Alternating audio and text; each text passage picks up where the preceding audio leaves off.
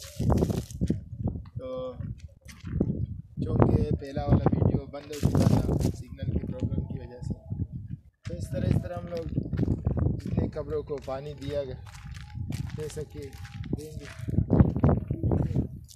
यहाँ पर कब्रों की तवील तादाद मौजूद है और जब भी इंसान पाकिस्तान में आता है तो यहाँ पर इंसान इबरत हासिल करता है कि भाई कल मुझे भी इस मिट्टी के नीचे इस गोर में सोना है। तो दोस्तों एक पैगाम सिर्फ ये देना चाहता कि मरने से पहले अपने आखिरत की तैयारी लाजमी करें।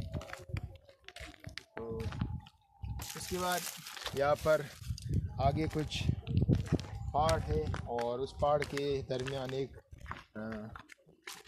संग सुराख, यानी ये फारसी का लफ्ज़ है संग सुराख। संग सुराख कहते हैं तो जो सुराख यानी जिस एक पत्थर है जिसमें सुराख है। तो आगे जाएंगे तो यहाँ पर आप देख सकते हैं कि कुछ लेडीज है, इस वजह से मेरा सामने आएगा देकर फिर आप कैमरा उस तरफ करें और आप इस तरफ जाए।